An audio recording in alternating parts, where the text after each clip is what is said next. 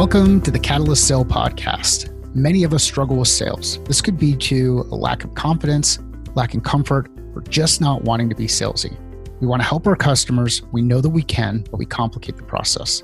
This podcast is designed to help folks like you improve at sales through process, practice, framework, and thinking.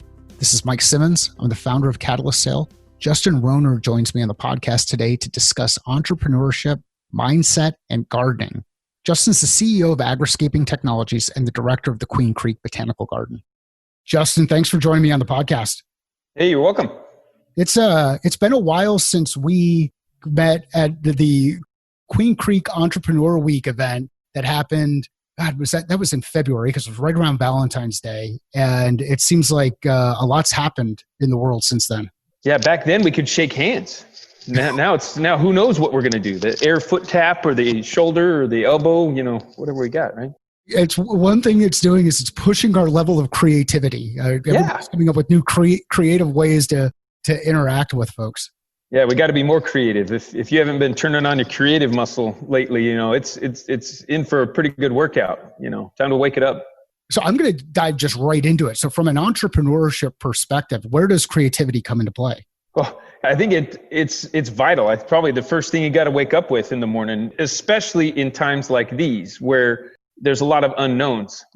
Without creativity, the unknowns become scary and will scare you away from doing anything. But when you put creativity into it, you start getting curious. That's my favorite pathway to creativity is curiosity. A fearful person doesn't ask very many questions. And if they do, it's got the presupposition that it's a bad thing. But if we're just asking questions, well, how can I use this? How can I use this situation? What's going on right now that really is showing me where people need more service? As an entrepreneur, we're really just trying to figure out how do we serve people in the present moment? And so that curiosity then leads to then answering some questions where we can truly be of service and of value to others. And, your business may shift like mine has, and probably yours has, and everybody's has, but hopefully for the better. We're being curious to the point of creating something new. 1 + 1 = 3. Even if 1 - 1 has happened for some of us, maybe 1 - 1 can equal +3 too, provided you got the right system set up. So what are some of the questions you use to help drive that curiosity? Like, where does the curiosity start? Well, anytime that I have a negative response, so I look at emotions as great indicators. I don't think God or the higher powers gave us a positive or a bad or a good emotion. He gave us positive and negative emotions, just like the poles on the battery of my car. And if I want to ignite empowerment, I want to drive an engine, I want to start an engine and move something, well, then I need that battery to work. And the only way to get it to work is to acknowledge that I've got a positive pole and a negative pole. And if I can ground it with some perspective and put it through an engine, now I've got power. I can power my life with these emotions. So if I got a negative response and I get a little fearful, that's a negative emotion. It's low on the totem pole of consciousness in my mind. If I can look at that and I say, okay, it's just raw energy. It's energy, and if I put a judgment to it, it can become bad, or I can put a different pathway from it and figure out, okay, how can I use this? What's this showing me? What's it getting me passionate about in terms of a subject matter? Are there others experiencing this fear, this negative emotion? And is there a way that I can bring them over to a positive place? Could it be an equal and opposite reaction that I can help impose? If I can help create a channel and make it easier for people to get to a positive place with this negative situation, well, now I've just ignited something. I've ignited a movement. I've ignited something that can create more for more people, and that it's something that can fuel an engine rather than die. If I call it negative, I never ground it in reality, then I just got a corroded battery and no engine, no start of anything, and I'm stuck. And then, so in your experience in nature, is there always some kind of balance? Like, or should there always? Well, It's like physics, right? It's just an equal and opposite reaction, right? Yep. There's got to be some type of balance, and the question is, how are you going to use it? If negative things happen, and sometimes I like to look at it. It's like gunpowder, And if I've got gunpowder and I bottle it up, and I stuff it deep in my soul, I got some situation that happened in my life and I'm judging myself that I'm bad or this is all terrible and nothing's going to work. That's like putting an encapsulating the whole thing. And I've got this little wick and I put it in my gut and it's full of that gunpowder. Well, if I ignite it and I try to hide that fact, it's going to blow up in my life. But if I look at that type of negative energy in a different way and I give it an outlet and I give it a direction, I've got a totally different thing. I've got a rocket, and now that's rocket fuel for my life, as opposed to dynamite to blow up the core of my being. You know, it's like things don't have to be bad. Energy is always good. It's just a matter of how you direct it. If I'm going to have it explode on me because I'm trying to hide the fact that something different has happened or something's wrong in my business model, I got to address it. If I do, I can actually make my business better. And that's a good thing to know. From an entrepreneur's perspective, that's actually very comforting to me, to know that if something happens, and like we had a burglary happen out of the Queen Creek Botanical Garden, someone stole a bunch of stuff and was about to steal a bunch more stuff. And everyone's like, oh my goodness, how could this happen? Oh, you've been betrayed. The whole world is against you. And I'm like, oh, no, someone took some stuff. And what I found through the process is that, well, if I didn't judge it as something bad just happened, rather I just need to improve my security. I started realizing there was a lot of benefits that came out of that scenario. You know, it allowed us to recognize that we had some people, unscrupulous people that we were working with, that we just needed to cut ties with, because there was some sourcing of things that we knew. You know, there were some things that showed up. There was a lot of good that came out of it. It refined our team. It refined our togetherness as an organization. Just by having this bad event, it also helped us recognize a lot of things we needed to improve for the public's sake, to ensure safety, both for our materials and the longevity of our program, but also for for just people having a secure and safe place to be here at the Botanical Gardens in Queen Creek.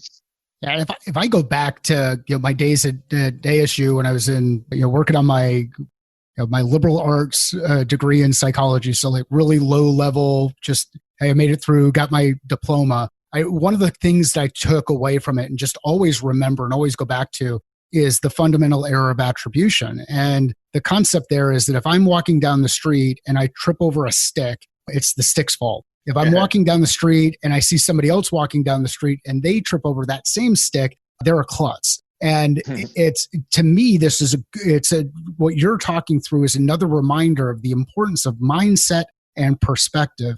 Am I hearing that right? Mindset and perspective are critical? Yeah, that's critical. It's understanding where your consciousness is at. And it's like how we're responding to something. I like looking at it as like a ladder. Like there's lower levels of consciousness. The very bottom of that ladder is dead things. And if I put a dead fish in a river, it's always going to go downhill, and it's going to be beat against everything, and it's going to end up just bits and pieces in the ocean somewhere.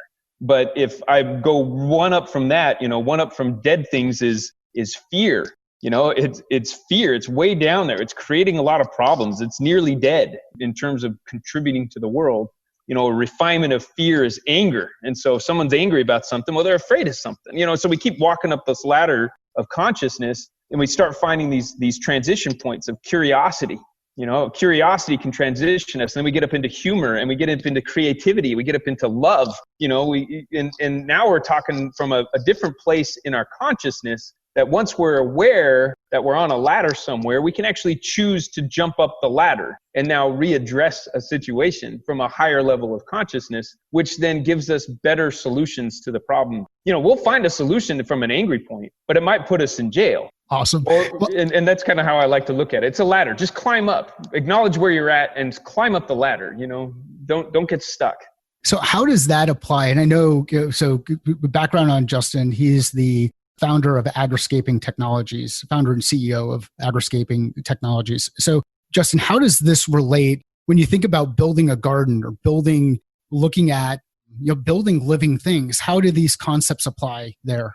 Well, they apply everywhere, because anybody who gardens realizes that death will happen in your garden, and you will want to blame everything, but yourself. But if you do blame yourself, then you quit gardening altogether. And so it's like, that's not really effective. Things die. And we want to investigate the actual cause of something that causes it to die, which not only solves the problem in the moment for that particular plant and the future plant we might plant there, but it also can solve the problem for any future plants and any future gardens you work in. So it's always being in a learning modality, just from a learning place. It's like life is here to teach me something, to improve everything, not just the thing, but everything. Everything can improve. And I trust that the universe will provide me the path that I need to go on, provided I have a strong intention to make a difference for others. If it's just about myself, it's likely going to destroy me. But if I have an intention for others, then it's always going to guide me in a place that is a learning space. It's a learning space to improve it for the highest good of all concerned, not just myself. And so again, it's back to that mindset. Yeah. Well, so when we get into this kind of turmoil and this crisis type stuff, and we have a lot of noise going on, and that turmoil and crisis could be a global thing. It could be just something that's happening inside our house. It could be just something that's happening inside our mind. How do we avoid some of the negative traps that can happen in those situations? Well, I think first you got to recognize I like saying that this type of war, this mental war that goes on in our minds is best written out. This is why journaling, I think, is a really important piece of a puzzle. And not everybody journals, people try to talk through things and stuff, and that can be useful. But to get the whole mind onto a shift, you almost have to just write some stuff out. And so putting this kind of a war on paper, but looking at the judgments you're making as opposed to, it's like isolating the judgment and not be afraid of it. It doesn't mean anything about you. It's just thoughts going through a brain that has been trained. So let's just say that all of our background there's a lot of training in this computer brain of ours. And if we could get it out and actually view how it's thinking, we're going to start seeing that there's some patterns in it, some patterns that indicate, some hardship we might have had in the past, or some wrongdoing against us when we were children, or whatever. There's a lot of interesting stuff. And I know a lot of people don't like going into psychology, but it exists. It's in all of us. It changes how we view everything. So you might as well look at some of these judgments and start asking some questions. There was a gal, Byron Katie, early on in my career as an entrepreneur. Have you ever heard of Byron Katie? I have not. So she quite an anomaly, but she created a whole process she calls the work. And this process called the work is about inquiry. It's really just helping resolve a lot of the chaos that already goes on in the minds of ourselves, but to get to a resolve so quickly that there resides no chaos in us. And as an entrepreneur, it became a vital piece to my whole puzzle to be able to manage all the chaos that was happening around me so I could quickly get to what was actually happening rather than believing my thoughts about it, because they are very deceptive. It's like, when you believe what you think, you suffer, but only 100% of the time. And what I mean by that, that's the negative stuff. So all the negative beliefs we've got, when a negative situation has happened and we believe it, we suffer. And we cause our own suffering in that case because we're not making any changes when we just keep believing that this means this negative thing. It doesn't have to mean any of that, but we got to question it. So it's a matter of asking those questions. Is it even true, this belief I've got about what's going on? Is it even true? Do I know more than God on this particular subject, whatever's happening? Is it even true? And then I start looking at the harvest of believing that this thought, this judgment I've got against my business, my partner, whoever it is, if it's not absolutely true, and I start looking, well, what's the harvest I get by believing it's true? And I say, so if I believe this is true, here's what that means about my life. And I might look at that and I go, man, that's a bad life. I mean, just flat out, I don't want that life. And I say, well, what if I didn't believe that it was even true? Like, what if I just didn't believe it? What if I just didn't have a concept to even believe this thought that this judgment had all these rules to it? Who would I be without that thought? That's the harvest of recognizing what clear thinking looks like. And then I start being able to unravel a little bit of that mess that's being created in the back of my mind. It's like monkeys chattering in a tree. When you really start separating yourself from it, realizing that not all thoughts, you don't have to believe everything you think. Most of it's probably not fully true anyway. It's just a judgment. And so if I acknowledge that I don't have to believe everything I think, then I've got a little space for inquiry, and I can start creating something out of it. I can choose the end outcome of whatever occurred. I can choose it, and I can start acting upon a new direction in my life. And, so if I have a certain set of values for how I want my life to turn out in my relationship with others, I can actually hold true to that, despite what they do. Even if they did steal from me or rob me blind or whatever they did, I can still honor and respect a person for their choices and not have to go ballistic and end up in jail. It's like I can manage myself and actually create solutions that serve people. Does this make any sense? I'm just kind of rambling, but yeah, no, I think it's awesome. And there's a couple of things that I'm hearing as you're going through it. One is pause, reflect. So the document component of the journal, getting information down, being able to get that space where you can what I'm hearing is document, pause, reflect on it. But the margin that you create now gives you a chance to ask questions. And that's where that inquiry piece that you were just talking about comes into place. And that's really kind of where we started this, was this idea of the important questions that we can ask to help support curiosity. Well, questions can support curiosity. Questions can also help with perspective. That's what I'm hearing as we're going through this. Exactly. And that's what you need, some real honest questions, and be willing to answer them honestly and really start looking at it from different sides. Like a coin has two sides every time. Yeah. It's not just one thing.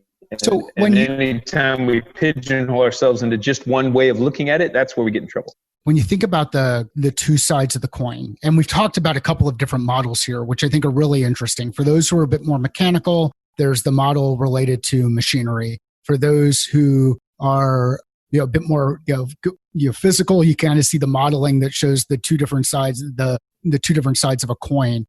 What's interesting to me about them is there are models that we can apply from our own lives to these scenarios to help us reveal where some of the biases are, where some of our own biases are. And it doesn't matter if we're talking about gardening, or we're talking about how a car engine works, or we're talking about a physical thing like a coin. There are these things that just occur over and over again in nature. Is that fair?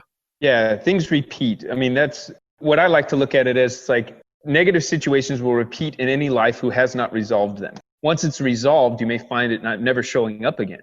And so things repeat. If you find yourself, why does this always happen to me? That's a good question, but usually we're making it's more of a judgment than it is a real question. We're judging that, oh, this always happens to me. Well, if you consider that it's only up until now, has it always happened? And I'm choosing today to then make a new decision on it, to see it differently so it doesn't keep repeating. Well, now I've got a totally different opportunity. It's from an entrepreneur standpoint. Maybe I'll share this little story with you. It's here at the Botanical Garden, we got this big river at the very top of the hill. We call it the Mill Creek.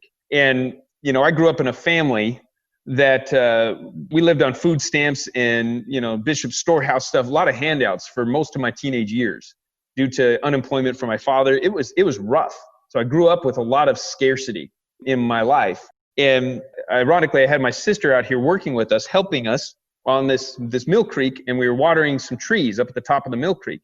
And so she's like, well, I got to go find a hose. So she goes and gets a hose, and she gets a bucket at the bottom of the hill, and she starts filling up this bucket at the bottom of the hill. And then it dawns on her, she's like, what am I doing? There's a river right at the top of the hill where all the trees are. Why did I go all the way down to the bottom of the hill, grab a bucket, and I was going to start bucketing water up to the top of the hill, totally forgetting that I had an abundance of water that was already flowing right next to where these things were. And I just need to scoop the bucket right there, and I can water all the trees. I'd be done in 30 minutes. But this is the same type of thinking that often happens from us when we're coming from a scarcity mindset. If we've got patterns of that in our life, we're not even seeing the river of money that's flowing right by us every day. It's right there in front of you. It's so easy we miss it. And that's one of the things that happens. But you need to actually have a little bit of negative experiences in your life often to trigger the questioning, honest questioning. Why am I doing this when I can see money right here? People are making money. Let jealousy fuel your questions for your own life. If you're jealous of someone else's success, for heaven's sakes, ask some different questions. Because what it means is that the money's available to you, the business is available to you, but you've got to ask a different question and start accepting the opportunity that's right in front of you. Don't jump over it anymore. Don't climb down the hill and try to follow somebody else's destiny. That's not it. It's not out there. You're just going to crash harder. And I had to learn that early on. I had to crash really hard to get me where I'm at today. I had to crash hard a few times going the wrong direction so I could really understand that there is something I'm here to do. There's something that I could be world class at, or a subject around which I could make a bigger difference. And a lot of the mistakes in my business career and the big failures I had really just kept redirecting me to where I'm at today. And it continues to grow. And mistakes keep happening, but it keeps refining me. And I keep stepping on top of that boulder that was in front of me and making it a step, not something that I'm going to try to dig under and get crushed by. Why do we fear talking about mistakes broadly? Like if you go, there's a joke that was going on as all of the COVIDs, and we're recording this in the middle of May, toward the end of May 2020. So we're right kind of in the thick of different things that are going on, both inside the state and inside the country and globally. But why do we fear sharing mistakes? If the comment that was made before in that early on in this, like March, it was when I looked at Instagram, everybody was on the greatest spring break ever. And when I looked at Twitter, the world was going to end. Why do we struggle with sharing our failure with others? Because failure, for me, failure is how I learn. It's like, hey, you know what? I don't want to do that again. And if I have to fail at the same thing over and over again, then ultimately I'm not learning the lesson that I need to learn. But why do we stay away from sharing failure examples? Well, I think we fear what other people think of us. And with that, we want to cover it up. And we want to cover up reality, even from ourselves. I think we think highly of ourselves at the deepest part. We don't want other people to know. And if they did find out, well, then we think poorly of ourselves, and where would we go from there? And that question that you just asked helped me correct a misquote I gave earlier in this show. So let me correct the quote. So when you argue with reality, you lose, but only 100% of the time. It's not so much about the believing you're thinking, those negative thoughts. It's when you're arguing with reality. That's where you always lose. And if the reality is that a mistake happened and we had a fallback and we're arguing with it, that it even occurred, we got to stop arguing. We got to start asking some different questions.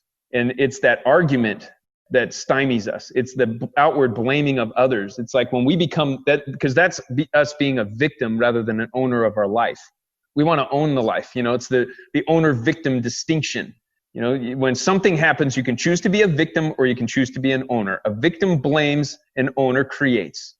And that's the difference.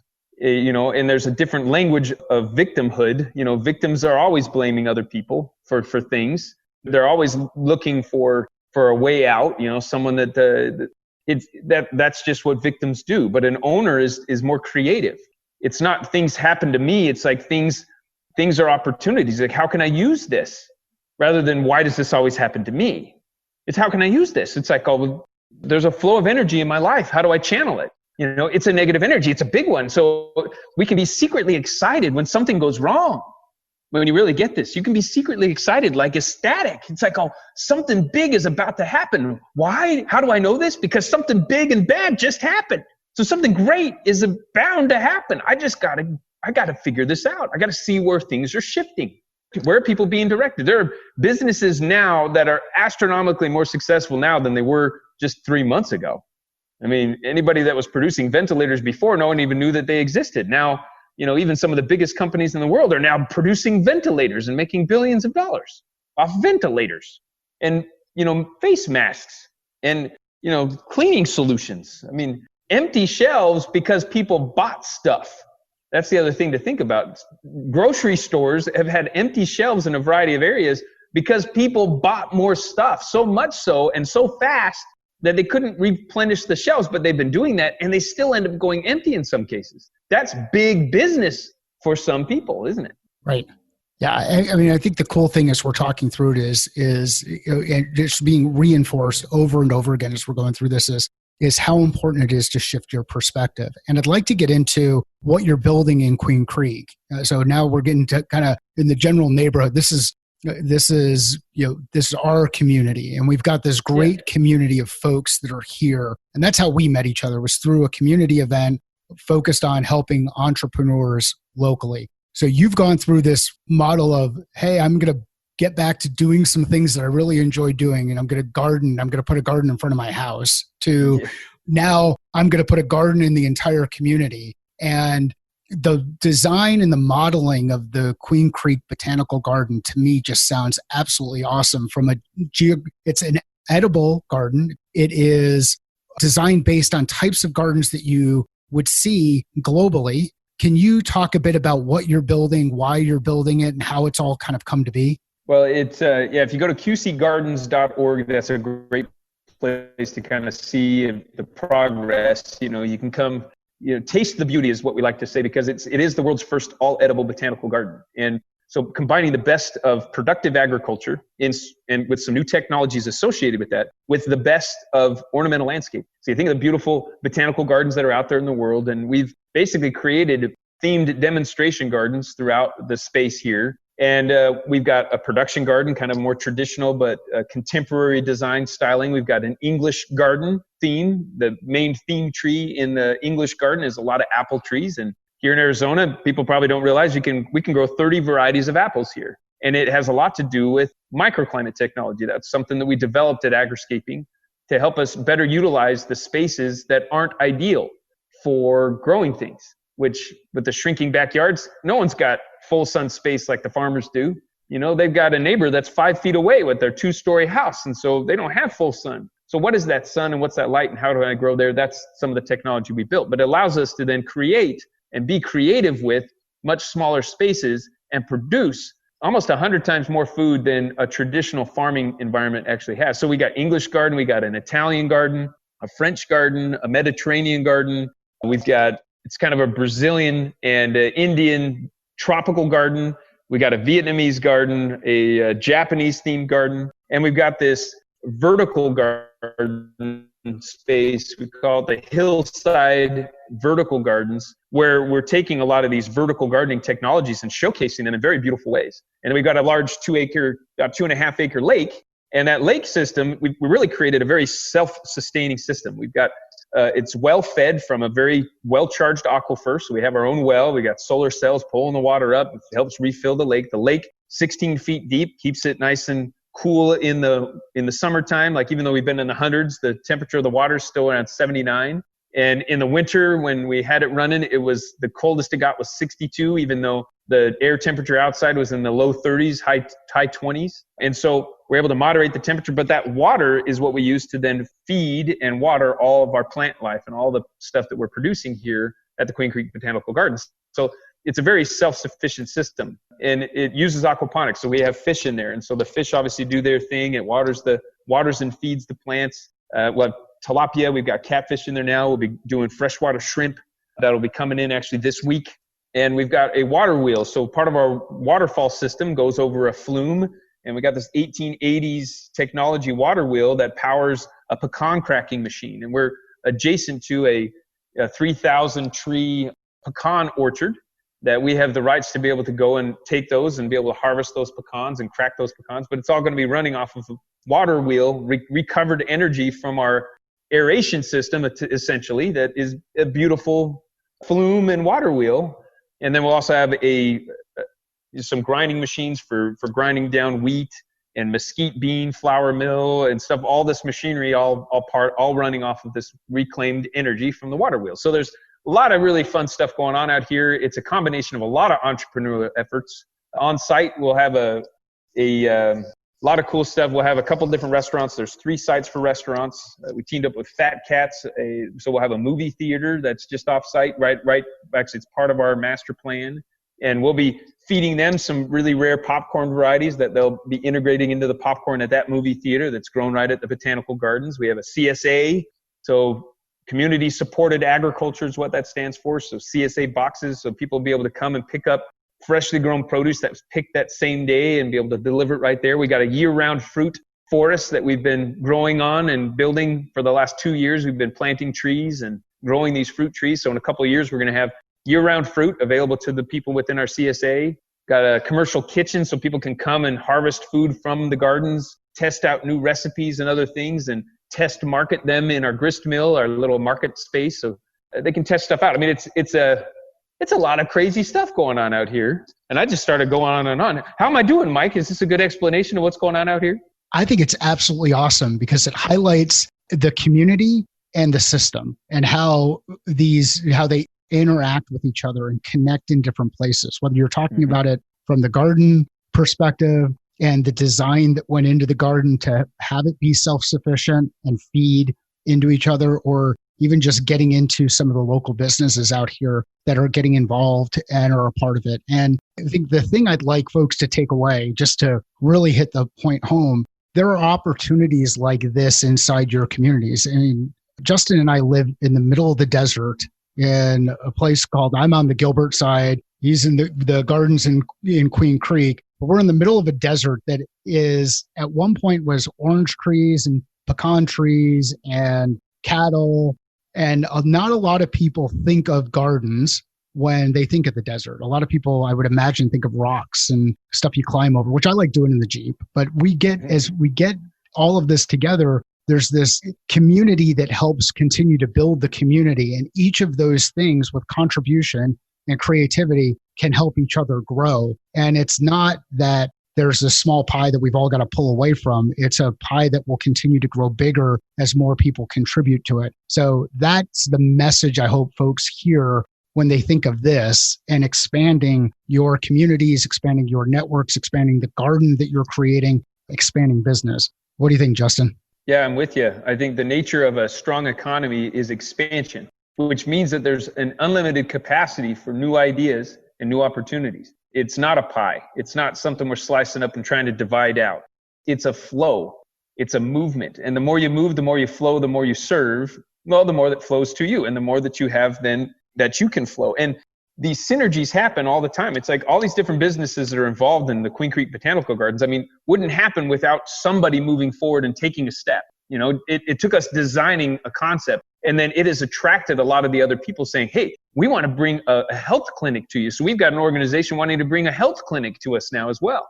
And so we'll bring a health clinic that's going to be on site, and these sponsorship opportunities. It's like all this new stuff, all this new business, all this new money moving around that improves everybody's experience. Like I bring a health clinic here, that benefits every other business that we're going to have on site. And all it takes is moving forward with that concept in service to others, seeing a need and kind of filling it in a way that can serve as many people as possible. It's like, to me, wealth is not a matter of how much money you have in the bank. It's how many you serve and how often. And the more people you serve more often, the more wealth you have in your life. And that is not a matter of a dollar sign and how many dollars. It's the reality of the difference you make and the amount of security you then have. So again, the more people you serve more often, the more wealth you have. And if you can attach some dollars to it, well, then money will also be one of the side effects that you'll start collecting in your life as you collect more service to more people. It's like some people get stuck just how money is. They got so many judgments on money, they feel guilty when they get it. Yeah. I've seen that happen too many times myself, just watching people with businesses, start a business, they start getting a little successful, and there's this like subconscious trigger that says, ooh, I just got a deposit on this big contract, and then they go and spend it as if they weren't worthy to even have it. They just need to use it. Uh-huh. And then they spend it before they really even earned it, and it's for something that's not even done yet. And they're always like ahead on their spending to the point that they kind of kill themselves before they even started.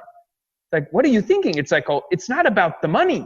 The money's there to help you serve more people. If you don't catch that early on, you're going to always be behind. So get ahead, get ahead. It's about the service. It's about the difference. It's about the delivery of that service, and money will collect if you build your business model right. It'll just do that naturally. You don't have to, save a bunch of money even necessarily either. It's a matter of just keep flowing, keep creating. Don't stop creating. Just imagine what would have happened if Leonardo da Vinci drew one picture and someone said it looked great and it was successful and he stopped. Yeah, it's amazing when you think about it and you put it in the context, again, just going back to the garden piece where there are things that you add and there are seasons, and I think we might have a couple of plastic plants in the house. I'm not I tried doing a bonsai tree inside the kitchen and couldn't get that to go. My thumb is not green. And it's also not been something where I've really gotten a lot of interest where I said, hey, I really want to do this and figure that piece out. There are some folks out there who want to figure it out. And there's some folks who don't necessarily want to figure it out in the context of gardening. But if we take the analogy here about gardening, there are different seasons that we all go through. There's a time and a place for different plants. Those plants will be pruned, they will die off, and new ones will take their place. And if you design based on the idea of going wherever this thing is that you want to take it, you can create a higher level of predictability, or at least be moving in the right direction rather than feeling that everything is being designed for you and that you're just kind of dipping into the water as opposed to flowing through the water. Justin, this conversation has been absolutely awesome. I've enjoyed it. I hope everybody who's listening has enjoyed it as well as seeing those correlations. Where can people find out more about what you're working on and continue the conversation if they'd like to? Well, agriscaping.com, great place to go. You see what the what we're doing at Agriscaping Technologies, qcgardens.org. And if you want to volunteer and kind of feel some of the same energy that I'm talking about, it's happening all the time out here. You can actually apply to become a volunteer at the Queen Creek Botanical Gardens. On agriscaping.com, we've got a number of different professional development programs and stuff that we've got in our certification side of things. If you just want to be around that energy, if you want to garden for yourself, again, it comes with the same energy that I've been sharing with you today. It plays itself out even in your garden at home if you'd like it to be. A place where you can kind of process a lot of your stuff. The garden can be a great place to do that. It's a way to kind of write some of this storyline down and let it play out and transform. Just like you were talking about, Mike, there's a winter that happens in any garden. And as the winter happens, the tree, it is best if you can prune it before spring, because then it expands its growth potential. It expands its productivity. And pruning is just part of the game. And it may hurt you a little bit, but it will benefit you more long-term to make the changes you need to make in your life or in your business to really grow an amazing business that can serve a lot more people. But if you leave it as just a spindly little tree that's growing straight up and you never prune it, it's never going to produce much, and it's going to be a pain to manage. And it can easily break in the other windstorms coming. So all the things, all the challenges that you face really are there to benefit you if you choose to resolve them. And it may take a little bit of pain, but you can get there. Ask the right questions, move things forward. And if your focus is in service to others, then you'll have a much easier time and an easier go at it. And you'll have a lot more fun along the way. Justin, thank you. You're welcome. Thanks, Mike. Please check out Justin's work. We'll include links in the show notes. If you take one thing away from this discussion, start locally. You can get involved in your community, and you can start doing that today. If you know of someone who'd benefit from hearing this discussion, please share it with them and let us know via Twitter or LinkedIn. I'd like to hear how you are applying the lessons learned and concepts discussed in your role today. Sales is a thinking process. How are you thinking differently about yours?